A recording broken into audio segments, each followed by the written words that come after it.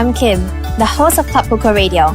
I started this podcast to create a space for honest conversation and stories that help us navigate life's ups and downs, whether it's personal growth, career transitions, or just figuring out this crazy thing called life. At ClubCOCO Radio, we are here to keep it real, and I'm so grateful to have you here. I'll be sitting down with inspiring women who share their journeys, lessons, and experiences with us. If this podcast resonates with you, please hit follow and leave a review to help us grow this community. Let's dive into the messy, beautiful process of becoming. Today's episode is going to be really fun because of the topic that we're diving into, which is wellness. And today, we have Savvy joining us. She's known for her heart-centered approach to wellness, blending practices like yoga, meditation, sound healing, tea ceremonies, and even retreats to create truly transformative experiences. She has also worked with brands like Lululemon, Datai, and voted as Best Sound Healer of the Year. And what makes her work really stand out is the way she connects with people on such a deep and personal level. And that includes me. Oh, thank you, my dear, for such beautiful intro. No, it's true. Like, I literally go to Savvy once a month to ground myself and to clear whatever there is to clear, because my life is just on the go all the time. So back to you. How do I put it? When you meet someone new, how do you normally introduce yourself? Because what you do is not something that everyone does or like someone that you meet on a daily basis. So how would you normally introduce yourself and explain the work that you do? All right. I think I might also just say that I am a wellness healing guide, just gently guiding you through your life journey. So some people can call me wellness healing guide or holistic healing guide. Yeah, that's because I have so many modalities. Yes. I can't say as Savvy, I'm the sound healer, but I do other modalities as well. Yes. So it's more like a healing guide where there's an umbrella of, all the different modalities, depending on each individual's, whichever that they resonate with. Yes, like even when it comes to me, when I first met you, it was through a group sound healing session. That's right. And when we really connected with one another was I signed up for a team meditation. Yes. Exactly a year ago. Last year. Really? Yes. Oh, I lost track of time. It's like, Yes. wow, yes. And how time flies. Yes, very much so. And you bring your family as well sometimes. Yes, with my husband, my sister, my brother-in-law. Yes. Yeah. So that's how we met. Okay, I love it. Wellness healing guide. Yes. And that title, is it like that introduction? Yeah, I made it up myself with something that I feel very resonate with. Because some people, because my journey, sometimes it's like a life coaching as well. But yeah, somehow I resonate more with a wellness healing guide. So I end up with that. Yeah. I love that. Can you share a little bit more about your journey? And have you always been into wellness and healing? That's a good question, but I'll make it concise. So previously I was in the music industry. I was a music producer, writing music, producing music for artists, write music for TV commercials, film scoring for movies and animation. I mean, my passion has always been music. So, sometimes advertising industry could be quite stressful. Yes, came from advertising as well. Getting tons of rejections and a very small percentage of approval, and you're constantly need to meet the due date so fast, so rushed, and you're constantly being compared and compete, and sometimes it's you are on edge all the time. So as much as I love music, but the way of driving my passion through that route was eating me up. So I could only give myself 7 years, and suddenly I started to lose the creative juice, and I actually hit a rock bottom of depression. Like when I'm down, it's hard to write music. So it was difficult times for me, and I was also a breadwinner for my family. Wow. And difficult time also, my mother was having cancer at that point. So a lot of my pillars were crushing down, you know, like my mental health was down and I have to take care of family is not stable, and you know, love relationship, I broke up at that time, you know, and because of the pressure, you hit chronic pain because of all the stress. And I was like, what's going on? And then I decided to take a break. But and that at that small time of that window of doing all this stressful work, I did go for yoga classes. So when I realized the yoga classes has somehow helped me feel a little bit better. So when I took a break, I took a sabbatical break. I went to Thailand, Krabi, do like rock climbing, and I started to meditate every day, just at the beach. And because I was just browsing the internet, there must be a way out in this depression. It felt like a fog. It felt like, yeah, it just felt, you know, you see cartoon where there's fog and then there's rain. Yeah. I think it was that. Yes. And then I meditate every day just for 10 minutes. There's an app for it. I can't remember what is the app. Headspace? Yes, Headspace. And it's very mindful, non-religious, asking you to like watch what are your thoughts. Halfway through, like maybe the third or fourth day, suddenly I felt the cloud has parted. True meditation for Yes. just 10 minutes a day. Yes, I think I boost up to 20 minutes in the morning. And then I have so much time because I took a break and 20 minutes in the evening using that app. And suddenly I felt like, literally felt as if the cloud has parted. And like there's a huge sense of relief. I was like, oh. Then I continued. And I started, I think that was the beginning of like a deep connection because I was also in nature. I was rock climbing, I was at the beach.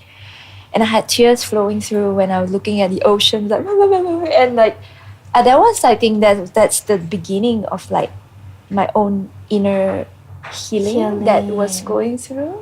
And yeah, that was one of the few beginning moments that I remember very, very vividly, that feeling. And then finally there's a deep rush of gratitude when I'm looking at the ocean. Previously I couldn't feel anything because everything was numb. And so it was a simple meditation that actually has helped me. So it was almost like after the meditation, you were tearing, and after you released the tears, and that's when a sense of gratitude rushed in. It happens like sometimes it happens a few days, as in like because I took 1 month off, so I was meditating and I took time to just move my body, yoga and rock climbing. And it was just one of those days after the meditating, you know, I took a walk at the beach, you know. That's when I'm looking at the beach, I'm like, And you were present. yeah, I was finally present. Because you were living in your thoughts for the past Yes. for years. Yes, like rush, go. Have to fulfill, need validation. Needed a lot of validation to move on. External validation. Yeah. Thank you so much for sharing your vulnerability with us. And it's not easy for us to actually, you know, like sharing publicly that, you know, we had this really dark moment in our life. Yes. And that, you know, you had depression, because it's also often seen as a weakness, and it's not something that someone would just like, hey, you know, I had depression. Yes. Wow. And I think that was a combination, like depression and anxiety, because you can't deliver your work. And that could also be a sense of anxiety. So that was both. And then I realized after I practiced a bit more mindfulness meditation, it really helped. And from there, I decided to practice more yoga because I wasn't working. I took a break. And then I was just practice a bit more yoga in the morning or in the evening. And then slowly I got into more regular practice in the studio. I don't know why, I was just really drawn to it. I got more present with my own body. At the end of the day, it's a journey with our body, because we live in our heads so much that we're not present with the whole body. The body also stores a lot of our energy. So as I practice more mindfulness, movement, I felt more regulated, and I was inspired to take up a yoga teacher training course. And after that, I was very lucky that I have a good friend that already owns a studio. The moment I finished the training, I was able to start teaching like one class, and I was also juggling with. I went back to do like advertising, music. Yeah, I need to pay the bills, Yes, yes. Well, kicks in. we need to pay the bills. So I did continue to do that. But the more I realized, I tune in more with my own heart, like this inner compass. I would say inner compass, that there is this inner wisdom when we really listen, and this inner wisdom is tied to nature.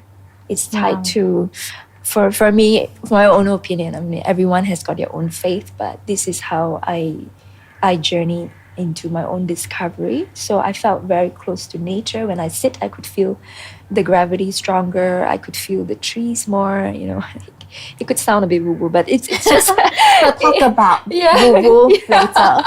yeah. So I think and I started teaching more, and I get connected to my inner compass, and then I realized I also have really good clients after that, like working clients, but I don't know why I'm just being pushed into a way where I want to share. I want to share the tips and tools that I've learned how to navigate through my anxiety and depression. So, and at the same time, things also happen. Like, I don't know why I can't write as much as before, and I felt bad too. And then eventually, just things just happened. Like, I ended up doing more meditation classes, and because of my music background, easing myself into sound healing was very, very a natural process. Yeah, because it's also sound related. And you were a music producer. Yeah, so it was like it was a very natural draw to it, and having the knowledge of facilitating yoga is already meditation. So I combine my knowledge of music and the music sense into the sound healing, and then combined with my yoga facilitation. So I ended up doing more like whatever that you experience, and then I run And classes. like different modalities. Yes, and then it just went more and more and more, and then one day there's a voice that say you have to quit you have to completely let go. It was a tough one because transitioning monetary wise is it's very steep. It's a very big gap.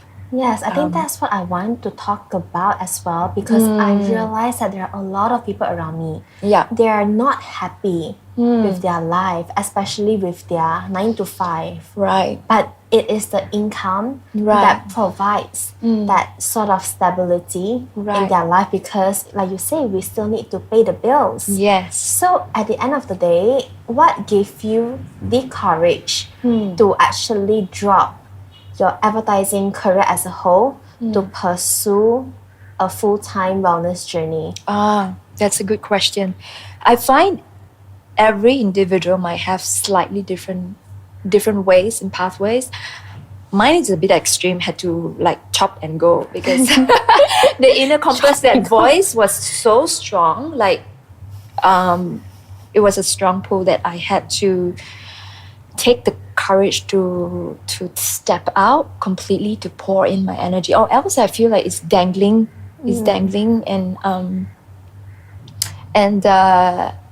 but I do find that there are also some people having a bit of building a little bit more of a transition. But I did do yoga teaching part-time for a year also to get my muscle going. A lot of people, I hear a lot of people take trainings and then they took a break. They didn't teach, and then they lost it. So for me, I did like continue to just do one class a week for a year or two. So then after that, I really took a plunge of like, just go for it. The transitioning was difficult, but it was my own personal journey of purification. So wellness, in that sense of me holding space for someone, requires a deep presence and honesty. Like, how to say? I mean, there are many ways of earning money, but this one somehow it just makes me needed to be very, very present and presence first before money. And it was more of my spiritual journey that it was just being pushed to, why am I doing this? Am I doing this out of money? Or am I doing this because it's like an inner calling and it's an inner compass? You mentioned about inner calling and inner compass a lot. But how do you know that it is truly a calling, or could it also be overthinking? Because this is the personal struggle that I feel. Yes. Like, there's so much voices Yes. inside me. Yes. How am I supposed to know that? Is this an overthinking thought? Or is this my higher self? Or is this my inner calling? Yes. You get what I mean? I get what you mean. And we spoke about it, like we are very multi-passionate. Yes, we did. So I mean, when you look back, whatever that I share in my retreats, there's so many different modalities, right? Looking at all the modalities, we still have very similar. There's a similar theme. You have always geared on trying to empower people, right? So that's your theme, empowering. So you can use anything. You can use podcasts. You can even use COCO Dry. You can use many different forms that supports your theme. So I would say everyone, some people maybe just selling roti canai or baking cake, feeding people. Happy. Yes. So everyone has got their own theme. And as you lean a little bit deeply into that, and somehow you are just being guided. Yeah. And I would say it won't really go wrong if you really just allow yourself to trust the flow. We can experiment a little bit, and there are times that I try to stop and then life just pushed you to keep doing it. Like, there are little signs, is it? There are little signs. If I stop and then suddenly I'll have friends say, I need help, can you speak to me? And or like I'll be calling if I stop teaching, when are you teaching again? So I'll get all these little signs. And actually after I helped people, I felt good too. And it's win-win. Yes. It's pretty much always win-win, and your body has this like a glimmer, like so sometimes it's like it's nuanced, but sometimes you could be feeling like, oh, I want to do what this person want to do. But when you really allow yourself to feel that little glimmer and that the body, they it's like a big yes, and then give it a try. So you mentioned about the word glimmer. Yeah. How would you define that for our audience that is curious about the word glimmer? Okay. I mean, glimmer it's more like the little happiness, that just glimmers around you. Like, it could be something very simple as like a good cup of coffee, or like, putting nice essential oil or something, that just that little small sparks that actually it fills your day up. Yeah. And through glimmers, if you are more in touch with the small little glimmers, then you're in touch with the sensitivity of your body, especially when your body knows how to say hell yes. So then sometimes when you come into like a question, like, I feel like I really want to do this, and then, yes, like it suddenly just hit you like a wave. And don't ignore that and let yourself explore, follow that excitement. But that's the first sign, and then the mind's gonna come in. Are you sure? I was about to ask you that. All the excuse starts to flood in. So you just gotta be very, very aware of it, and then cling on to the very first sensation, and not forget that. Let it be an anchor. I love that, because a lot of times we don't know which thought to believe in, which thought to give energy to, and the what if and the fear will kick in immediately. Yes. So based on your experience, the first feeling that that like excitement. Yeah, that excitement, and your body actually like open up, you know, and let yourself just explore that expression. I love that. That is your inner compass. It's like giving you like, toot, you know, like you know, and just You just do it. Yeah. It's all the small little practices, because the mindfulness meditation and all that allows us to be more aware of our body and our reaction, or else we could be stuck in our coping mechanism. You know, sometimes we could be getting our work done and then go home, you're too tired to do anything, and then you're frozen and you just sleep or doom scrolling for a while, and Yes. you're going into a pattern of every day and overstimulated as well. Sometimes our society right now, because there's so much busyness and then just overstimulated, and we lost the feeling of the glimmer.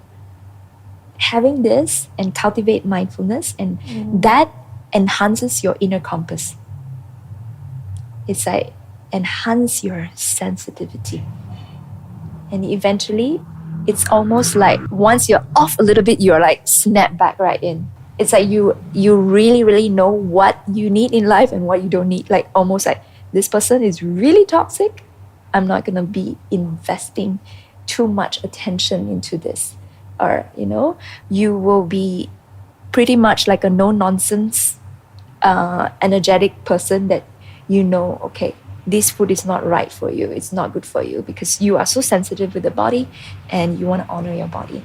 So it's suddenly like everything becomes more heightened in that space of like knowingness and, you know, love, that you are aware of it, and everything is easier to navigate. Confusion is lesser and lesser, and you feel freer. Yeah. And it all starts with meditation. For me, it's a combination, but meditation plays a very huge role for me. So, and it can be a very simple meditation. And some people might not be able to sit quietly. Some people's meditation is like a walk at the park. Some people could be painting, cooking. Meditation comes in all forms. So I find another one which is very powerful personally is journaling. Writing down my thoughts. It's sometimes when we just vomit out our thoughts, or like transcribing what is in the mind, literally allow ourselves to see our subconscious. So once we are able to recognize what's in the subconscious, we make the unconscious conscious. Then We make our the unconscious conscious. Just let it sit in for a little bit. We make our unconscious conscious. Yes. Then you know where is your point A and you want to go to point B. A lot of times we want to go somewhere, but we can't even type our GPS. We don't know where we want to go. We just feel lost. You don't even know where you are. How are you going to type the GPS where you want to go sometimes? Like, Yeah. we don't even know whether we are sad, we are angry, or we are tired. And sometimes our emotions are layered. Maybe you might be thinking you are very angry, but actually deep down you are very sad. You're Yes. grieving. But sometimes because of the anger, our coping mechanism was just trying to defend and fight. You know? And protect us. Yeah, we'll be very defensive. But the art of mindfulness is allow ourselves to just peel it down to hold you in the space where, you know, very compassionately, gently get to know where you are at right now. And once you're able to take that full responsibility of how you feel, that's when you can bring yourself to the next place that you actually want to go. I think what I love about what you've just shared is taking full responsibility Yes. about how you feel and being very honest Yes. with yourself. Yes. Because a lot of times, especially for me, all this while I've always been like, yes, just be positive, you know, be Yeah. happy. Yeah. But then the thing is that whenever I feel sad, whenever I feel anger, I will just sweep it, you know, like at the back of my head. Let's not think about it. But it doesn't mean that it is not there. It actually meant that I wasn't being honest with myself. And in order for me to actually peel off that layer, and that's when you connect with yourself a little bit more. Yeah. And I think that's one that you've taught me as well. Yeah. Like accepting yourself as a whole, accepting yourself Yes. even when you're sad, even when Yes. you're angry, even when Yes. you feel misaligned, it is Yes. still a part of you. And the only way for you to feel better is actually acknowledging Yes. and recognizing it and be honest with your emotions. Yes, very much so. You know, there's a term where we always say like self-love, you got to fill your own cup, Yeah. right? So from what I try to always tell my client is when you get to know yourself, you get to know what you really need. Because sometimes I had my own phase of being very positive, and I have a lot of positive affirmations on my phone. You look at my Insta page; it's all positive quotes and all that, right? Yes. We try to also pace ourselves. Yeah, we have to vibrate high. That we do actually go to that phase beginning, and then I realized a little deeper about myself when I developed chronic pain. I was just trying to be positive, but where does the chronic pain comes from? Because I buried all the stuff down there. I'm not looking, I'm trying to be positive, but the pain is trying to tell me, hey, you need to pay attention right now. And a lot of people would think that when it comes to chronic pain, it's just probably physical. Oh, yeah. Pain. Yeah. And then some people, a lot came to me. It's like, I have tried MRI, I have tried chiropractor, I've tried acupuncture, it doesn't work. And there are many clients who came to me sometimes with deep anxiety and like chronic pain. And after the first few sessions, they'll be like, is your job's causing you pain? And, nah, I'm okay with my job. But halfway through the coaching session, they were like, oh my goodness, I really need to quit my job. I'm really more sensitive to my body. I realized actually I've been putting myself in a space that is stressing my body out, you know?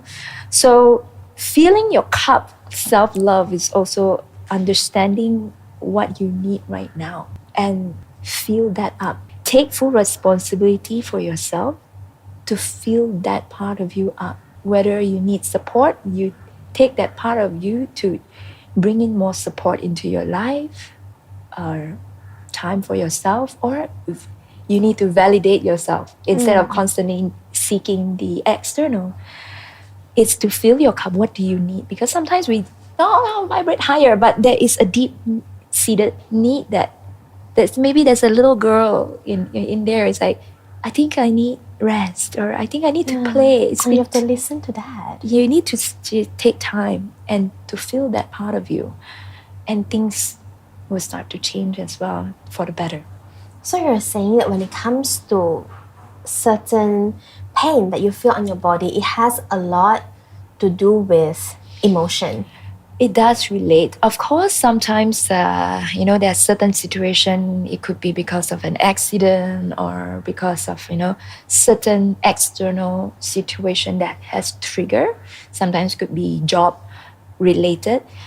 But sometimes I notice when our emotions, if you study the traditional Chinese medicine, the TCM, they already teach, these are like knowledge of thousands of years. They have found that our emotions are kept in our organs.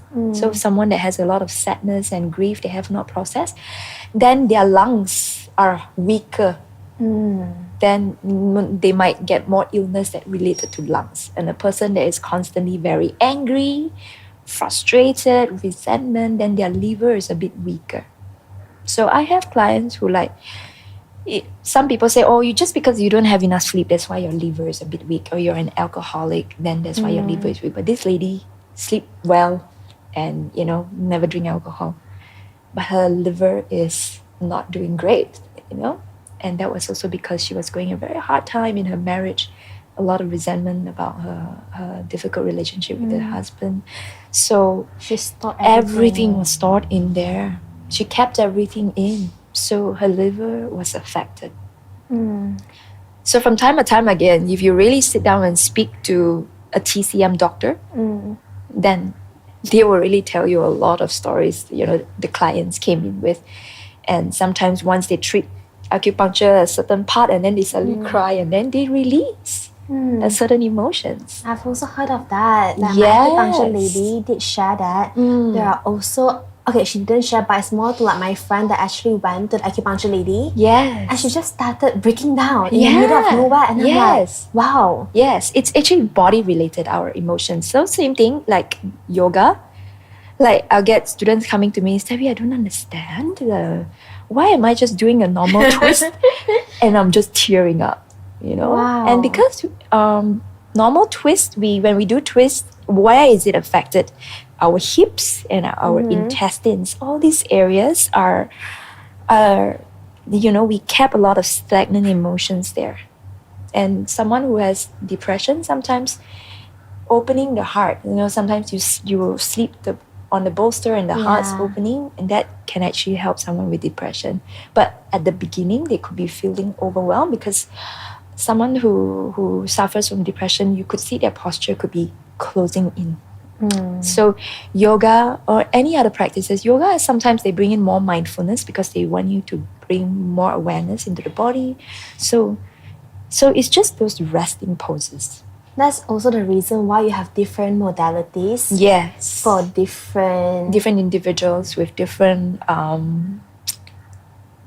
challenges in their mental health. Yeah. And also, I think it really relates closely to your personal journey because you are one that actually walked out of darkness. Yes. You picked yourself up. Yes. And then you took a month's break. You went for yoga courses. Yes. You moved your body. Yes. You meditated. Yes. So would you also say that your personal experiences, what you've gone through, has become a guide for you to help people around you because you know how they feel? Yes, very much. So I've developed a deeper sense of compassion because chronic pain is not as simple as, okay, I'll just go 2 sessions of acupuncture, I'm good. Chronic pain can be a daily experience and it never goes off for years. Sometimes it can be really difficult up to a point where I could be bedridden and I was still forcing myself to work. So I'm sitting for half an hour to get my work done.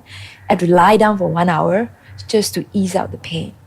So that was at one point, that's why the body was also making me quit my job. As much as I love writing music, but the pain was really making it very difficult. But I was just struggling. I still hold on to the job, not able to surrender because I think if I'm losing this job, I'm losing the lifeline of putting food on the table for my parents, and I'm also the breadwinner.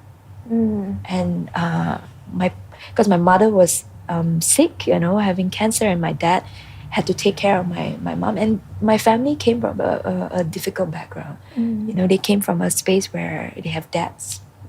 And so they pretty much dried up their EPF and all these kind of savings. Wow. So me quitting something, meaning I'm just literally taking down the last pillar. So I was at a difficult point in my life, and somehow that's why the compass was so strong that has developed this deep sense of trust in life again.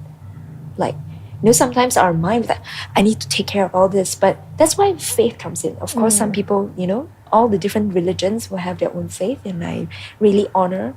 So my own journey becomes also a journey of faith and like trusting life. And that is so hard. Yeah. To just I don't even know. Life I and don't have faith. even know how I did it, but that's why a lot of people said, like, Savvy, just the way you say the word trust, and I'm going to trust it, But it's also It's such a huge leap of faith. It was. I felt like I was just being pushed into that space of trust because there's no way out but to surrender. It could be the part where I lost my job, and then my mom had kidney failure, and kidney failure, the dialysis could be like quite a couple of thousand, just that. And I remember vividly we tried to apply for support and stuff. My dad called me. I was like, we got the sponsorship. Oh my God! I just kneeled down and cried because something is answering the prayer. The prayers has been answered, like, oh my God. And then it's so funny, like it was so many tests that this inner compass said, you got to do this work. But my mind would be like, no, how am I going to put money for my mom's operation and stuff like that, right? I think it's also the Yeah. balance of being logical Yes. and also Really step in. trusting your inner voice and have faith. It was crazy tests, like test after test. Where back maybe 5 years ago, there was like the borderline of slowly crossing over. Yeah. But it was like somehow the help comes in very miraculously. Wow.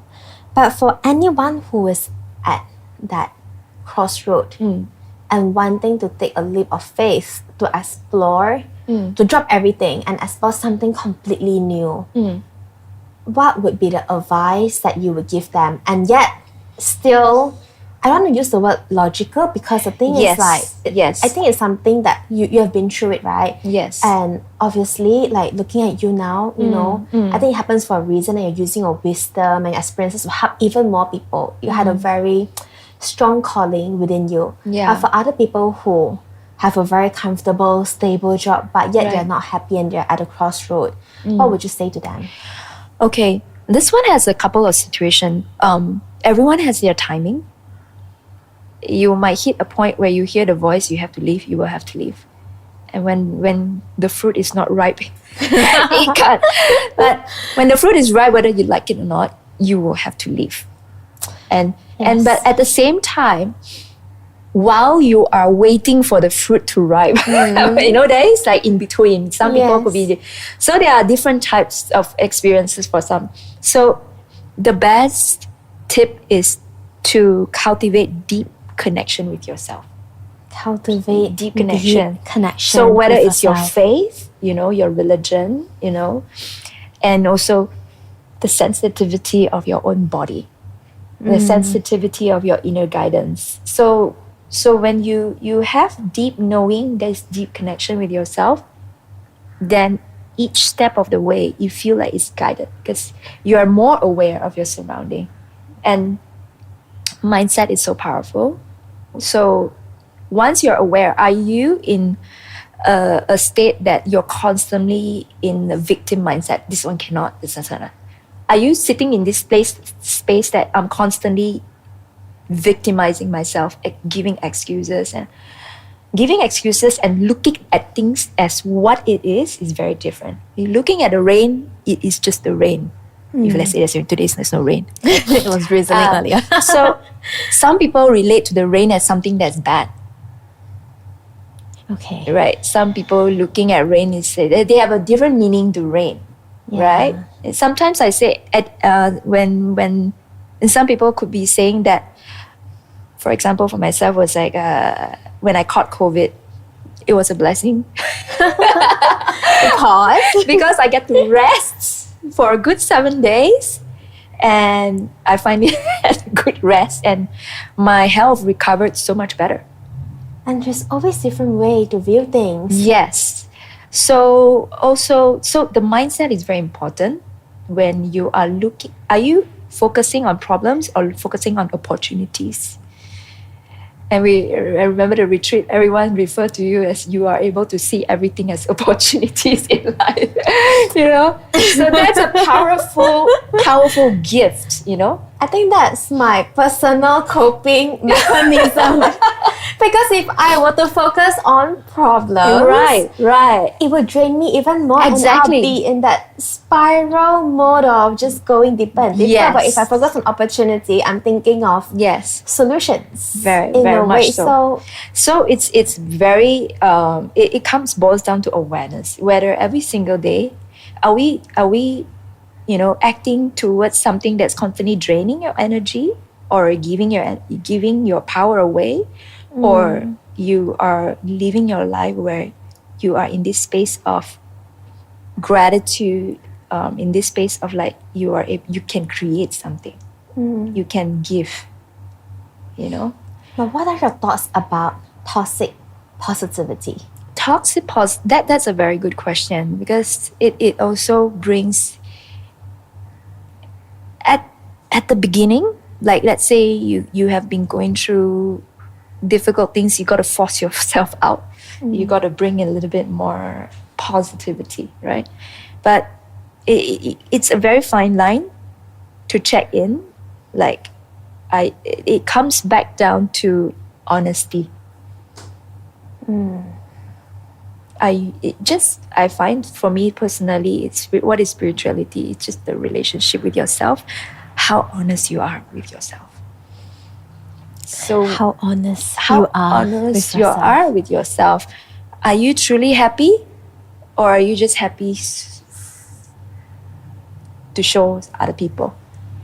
You know, so toxic positivity is a plaster.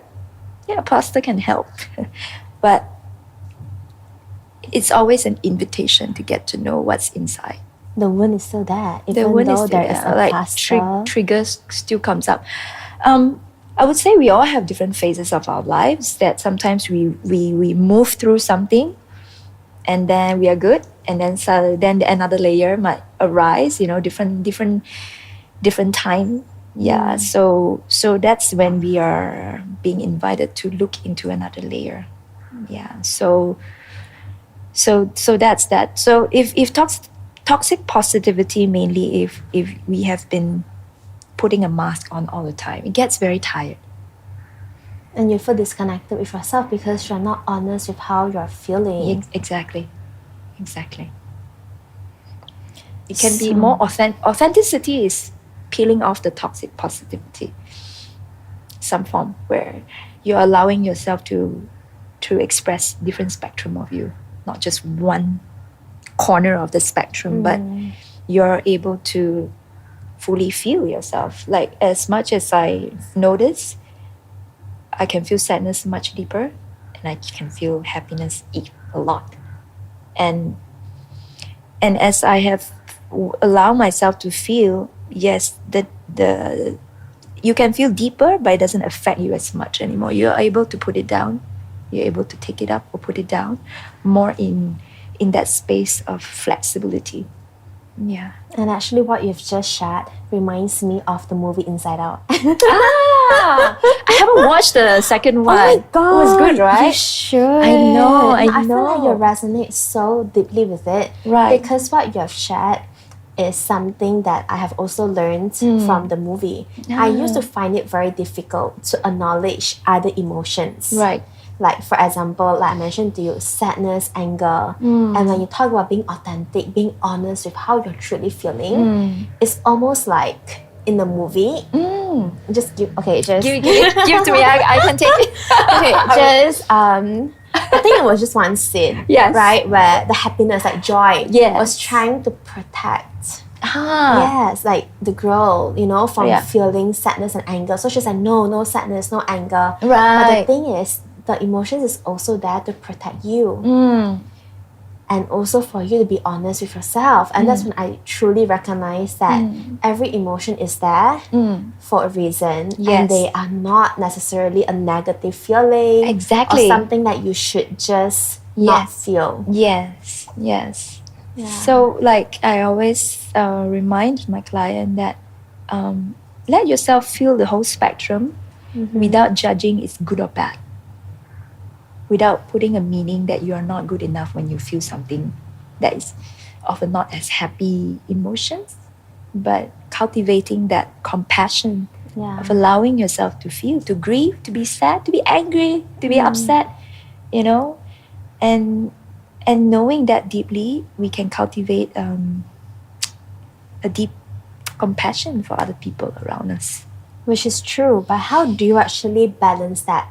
Balance feeling all your emotion and not victimizing yourself.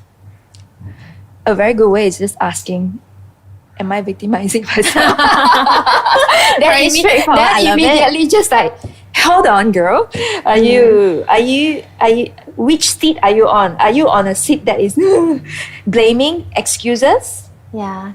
Or coming back to, am I a victor? And am I sitting at a place where there is a lot of things can be done, So the moment if you catch yourself that I'm blaming again, or I'm giving excuses again, and because when you keep tap of your feeling, when your body contracts or your body feel relaxed.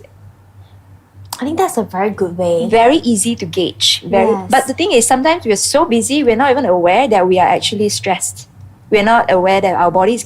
So this is everyone while listening or watching is like, how are you feeling now? Feel your body, is it tight or is it relaxed? Right?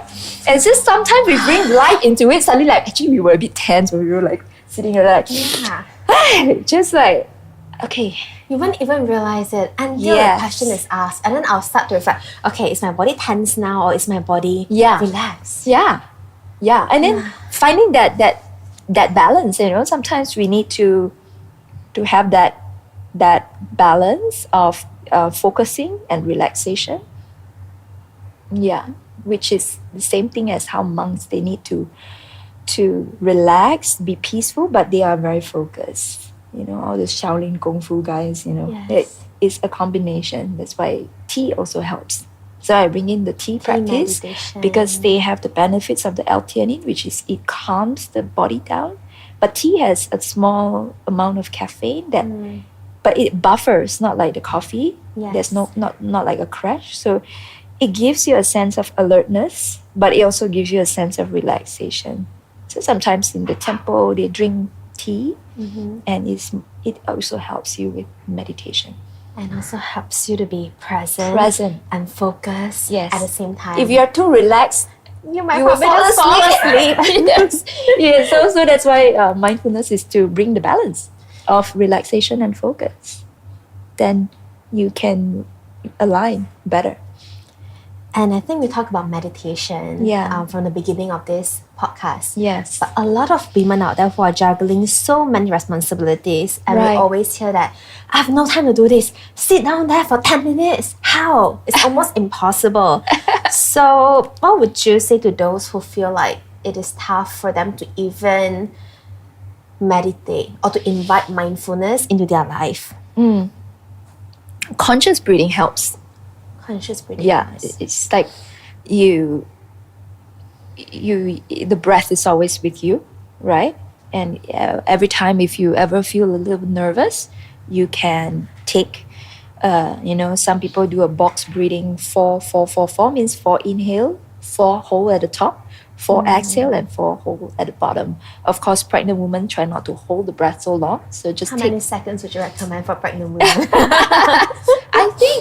I think it's very natural when you inhale.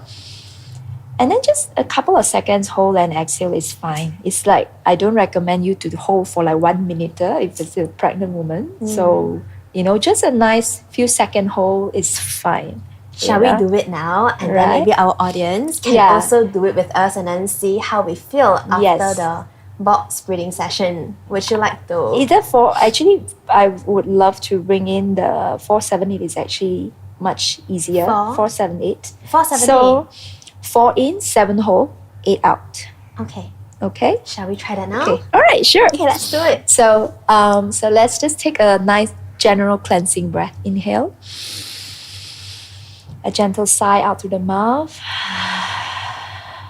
And then inhale for 1, 2, 3, 4. Hold 1, 2, 3, 4, 5, 6, 7. Exhale 1, 2, 3, 4, 5, 6, 7, 8. Inhale 4 in 1, 2, 3, 4. Hold 1, 2, 3, 4, 5, 6, 7. Exhale 2, 3, 4, 5, 6, 7, 8. Nice cleansing inhale and relaxation out.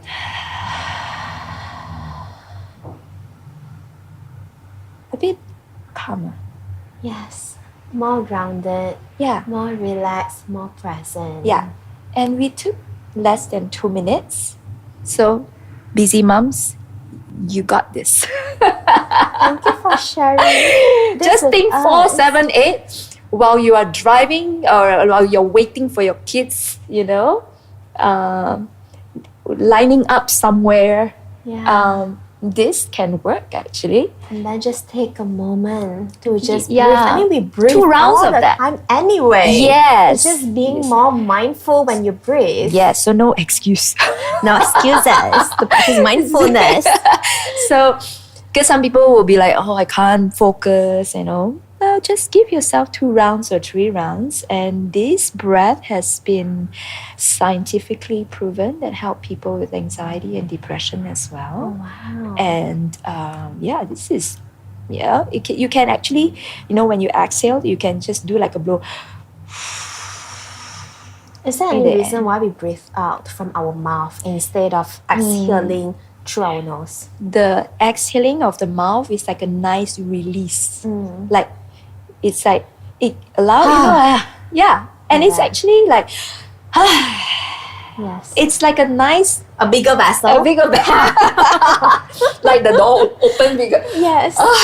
Dropping it out. Like, I remember one of my yoga teachers, she constantly remind us to, it out. yeah, Don't hold back. And this vowel of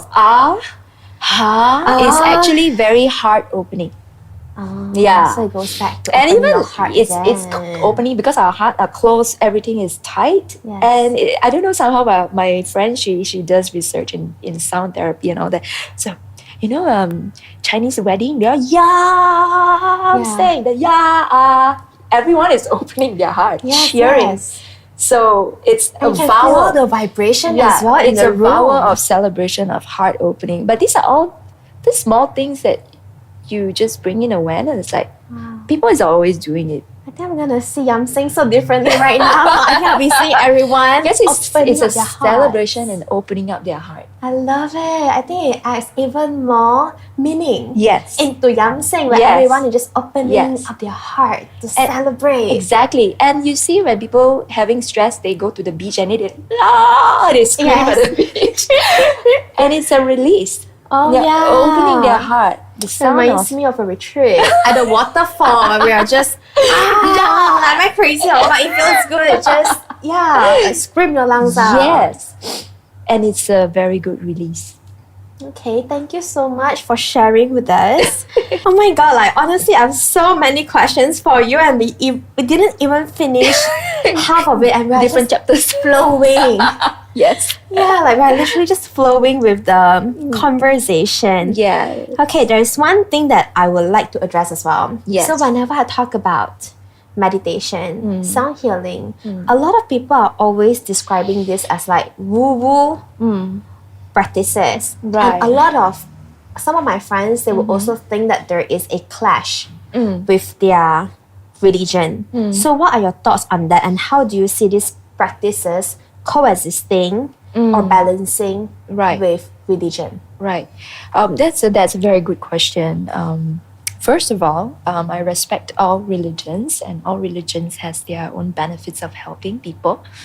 So I always love to tie in the studies, the scientific proven studies that has helped people in terms of wellness, to bring in more understanding to whatever that I share, because my clients comes in from all backgrounds. I have Muslim clients, I have Christian clients, or Buddhist or atheists. Religion is love.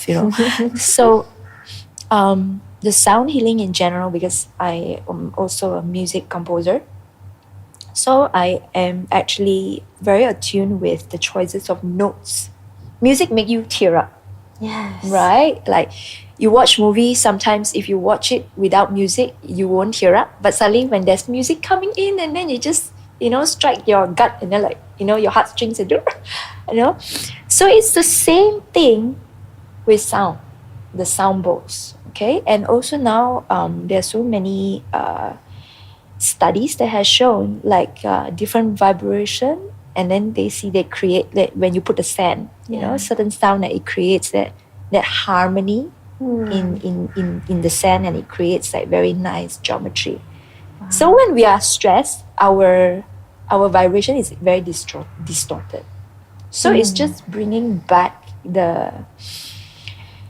like when we are going through stress, our molecular cells are very stressed and clumped up, very inflamed. So what sound vibration comes in is to relax. The vibration is mainly just to bring in the relaxation into the body. And then once the body is a bit more relaxed, it facilitates a self-healing process for you. So it's not really the sound is saving your life or healing you. Yes, we name it the sound Healing. Sound healing. Yeah, it facilitates your own healing process, depending on how much your body wants to heal. And I always find there's a power of intention. So I always invite my clients to put in whether your faith is there's a certain prayer, put in the prayer, and then the sound will help. And that scientifically has proven I think in the States, even in the NICU, is it? The kids ICU, something like that. I see them dragging in xylophones and crystal bowls to just play that and to calm the babies. Wow. In the US. In the US. And some of the hospitals, they are actually using all these tools. And So it's not really a woo-woo practice. It is also, it's been practiced in hospitals in other countries. would you also say it's scientifically proven that it actually helps Yes. our mental well-being as well? Yes, very much so. And in India, I think there was a lady who came here for a talk, and she's a doctor, and she worked with the patients in the oncology department. She used the Tibetan bowls. And from my own personal experience, I get quite a number of ladies coming in after a sound bath, a few rounds. They notice that their period has regulated. So there was a lady who went through a miscarriage, that she got a bit anxiety and depression, that her blood didn't regulate back. And then the first time she came in for the sound, and then she noticed when she went home, there was a clot of blood actually being released. There's a clearance. Wow. Yeah, and now she just kept coming back.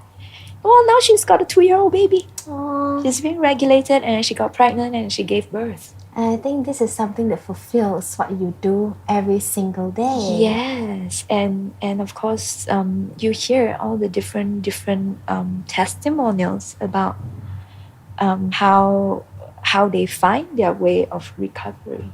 So this is like a space for them to connect with themselves.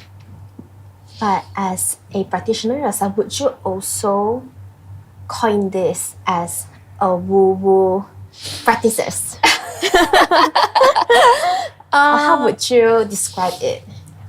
I do look at it quite scientifically, very analytical sometimes, very mathematical, but at the same time I do combine that feeling, because I love to write music.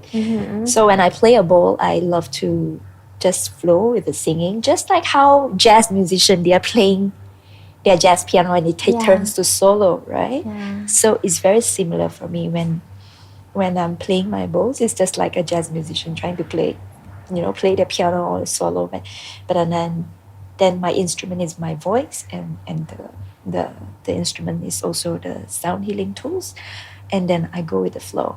And it's interesting as well because of the knowledge of me having the musical knowledge. So the choices of notes also help people tap in a bit deeper. Like sometimes I work with melodies that do you know that when you are sad, when you listen to more sad songs, it's good for you? So that you can cry more, and then it just release. And then after you release, right, you feel like you want to listen to more happy songs. And then it's so funny. At first, you think like you're sad, and then you wanted to listen to happy song, but sometimes you're drawn to sad songs.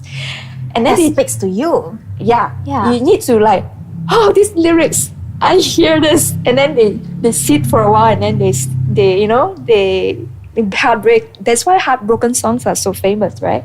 And then it actually help people to heal. Actually, like this is actually quite funny. Right. Because I think there's just a lot of realization as you are sharing this with me. When Right. I was younger, Yeah. it was almost like when I'm sad, I listen to happy songs only. Yeah. But I think in recent years, especially these 2 years since I became a mom, Yeah. so there were a lot of things that I had to shift and go through as well. Right. So when I go to Redbox, for example, I actually sing songs that I resonate with, which was very unlike me. Right. And you're right. Yes. And when I sing, I'm like, oh, like I feel it so much. Yeah. Yeah, when I listen to Adele, Yeah. Go easy on me. I was like, Yes. just be easy on me, like I'm just new at this. Exactly. And then I would tear. And after that, You felt good. I felt good, and I was Yes. listening to happy songs after that. Yes. But I just couldn't switch my feeling into listen to happy songs or like jumping and singing Because out you loud. need to match it. So the And same process it. exactly. So the same thing with the sound healing. What I do is I just feel into the room. I will ease them into a scale that they could feel a little bit more emotional, so that it draws out a little bit and they are more relaxed. Yes. And then I feel that when it's time, okay, I'll close it with a happier tune. So it really depends. I usually go with the flow. And I think that's something you're really good at, like connecting with people on a deeper level, and that you truly feel them. Yeah, I think that's why people feel so comfortable opening up to you. Like even when it comes to my personal sessions with you, it's always. Right. And normally when I go, I don't even know what I want to say.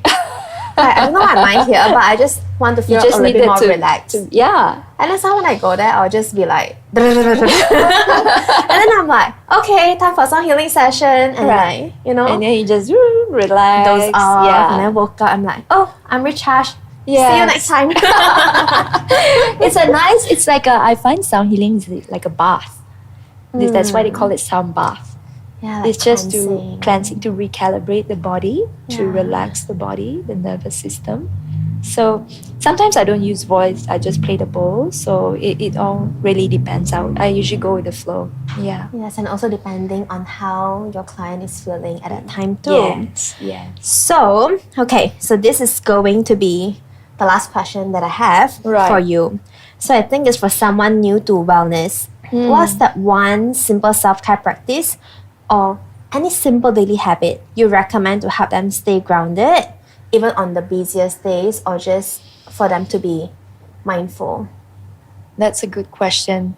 So there are a few things that can have that, which is you can have a reminder. You can have a reminder, whether it's through your phone or something, to check in with yourself, to whether you can have a conscious breathing. If someone is so new, you could just wear something that reminds you to come back to yourself, come back to this present moment again and again, or very practical. I like that. Lean to support. I find it's very important to cultivate, get used to, need to find support. So now the thing is, not everybody is going to be able to support you. And what kind of support? So make sure that get a support that is non-judgmental, or else you cannot regulate at all. Yeah. So sometimes, it's nice to speak to your best friend. If your best friend is very understanding, it's good. But if let's say you need help, then just go into some mindfulness classes that check in with yourself once a week, whether it's a mindfulness meditation or anything that links to mindfulness. It can actually help. Now what you shared earlier, the 4, 7, 8. For 7-8 breathing is actually very good, very practical. Yes. Some people, if you are a person who writes, you can actually dump your thoughts in your phone or carry a small little notebook. It creates a huge difference. Just give it a try. I used to hate journaling when I was a kid. And I realized you actually do start writing, right? And you told me you actually journal in the plane and all that, right? I seriously, I wasn't on with writing, but it has tremendously changed my life, and it takes a while to get in. Meaning, I need to let myself get used to it. It's just like going to the gym. To train that muscle of yours. To train the muscle. That being mindful is also training the muscle to be mindful. If not, it's just not going to be mindful. It's just coming back to that practice, the just keep coming back. So put yourself in the right environment is very important. What is the right environment? Right environment. Make sure that you don't put yourself in an environment that constantly make you feel small or make you betray yourself. Yeah. That is very important. Surround yourself with the right people that lift you up. Yes. And not put you down. Yes. Not constantly draining you. Find that balance. And also that glimmer that you mentioned. Bring in the glimmer. Bring in the glimmer. Yes. And that's a wrap for today's episode of Club COCO Radio. So I hope you enjoyed this conversation as much as I did and found something meaningful to take away. And a big thank you to Savvy for sharing your time, wisdom, and heart with us today. And if you want to learn more about Savvy, you can find them at Journey with Savvy. Yes, on my Instagram account. On her Instagram account. And thank you for tuning in. Thank you. See you on the next episode. Bye.